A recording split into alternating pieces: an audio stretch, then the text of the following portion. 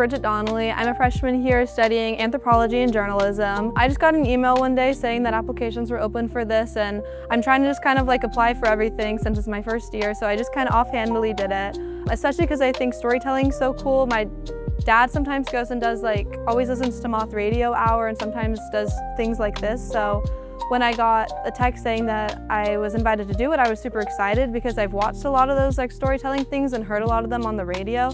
So I was super excited that I could actually do one.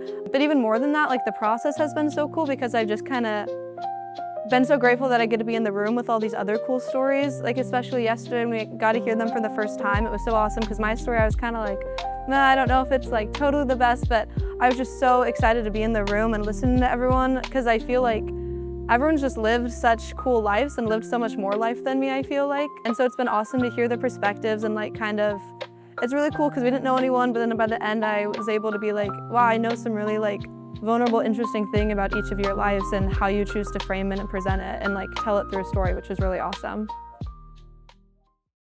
I'm 15 years old and I'm standing in a singlet. My mask is hiding my retainer and I've got a backpack full of homework to do once practice ends. I also happen to be in a locker room, surrounded by this dark, ominous force of adults. They motion for me to step on the scale, look into my 15-year-old eyes, and say the word, overweight. Now at this point, I was in fact pretty thin, but in wrestling, anything not under your predicted weight count is categorized as overweight. I'm tossed aside, and the next girl is directed to the scale.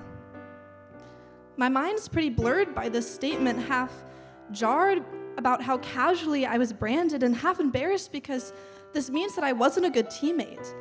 I didn't conquer and restrict my body the way I was supposed to. I feel gluttonous. But the choice to join wrestling really excited me, because it let me play out the role of this badass feminist, and it was alongside my best friend. After a week or so of accomplishment rushing through my bruised arms and praise from adults around me, the dark underbelly of the sport started coming to light. Food and weight plans were handed out. The idea basically was to half whatever you were planning to eat. Then again if you were a really committed teammate. I had dabbled with disordered eating in the past, so I felt confident that I could recognize and dodge any red flags. Outsmarting the system, I made a plan to smile and nod through the locker room presentations, but not really limit my eating. However, somewhat inevitably, I started subscribing more and more to the sports agenda. At one fat caliper check-in with my skin freshly clinched by the cool metal tool, I slyly craned my neck to hear the next girl's number. Expecting it to be less than mine, it was higher. I beat her. My body fat percentage was less than hers, and that meant everything. I felt relieved and proud and malicious. Judgment, then shame, consumed me. This unexpected roller coaster of emotion made me feel even worse than I did when I was the one who was bigger. I just couldn't win either way. With this came my moment of recognition. How did I get to this point? How did my strong, kind personhood fall into this machine and become a tool to keep it running? How can my sense of self be infiltrated like that? The answer to these questions is abundantly clear. It's a lack of nutrition. I was being deliberately doled down with my body on survival mode. How long has this acidic feeling of hunger and deep sense of dread ran through my arms? How have I been able to smile in every photo, yet been so terrified at myself for forgetting my friends' names? How was I so divided, with one part of myself wanting to win and the other part wanting to conquer that so it could eat, and my whole self just hating the whole thing? Finally conscious to this all, I remembered my friend, Maisie. We had both been going through the same thing alone all season, but it took until our internal conflicts built up and spilled out for us to remember that we could talk to each other.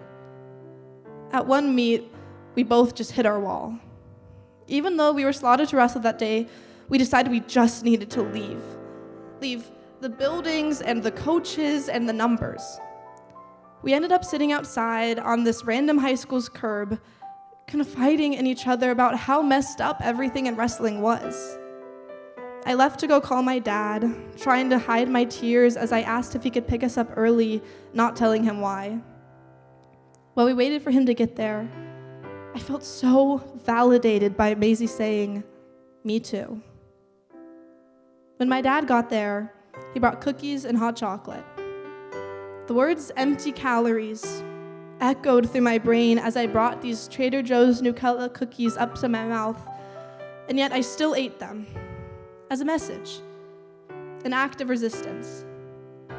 I still hear those words when I eat these cookies to this day, but they've become my way of saying, "Fuck you." There's my badass feminist moment. After stopping for fast food and dropping Maisie off, the rest of the drive home, I finally told my dad what was going on with wrestling.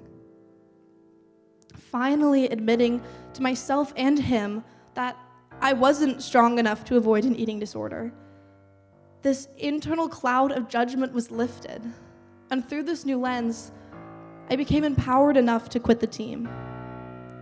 Finally liberated, I saw so clearly that my body's sole job is to keep me alive, and any system that refutes that should be questioned. So now here I stand, 19 years old and on this stage. My hard-earned sense of self guiding me to put and trust myself first.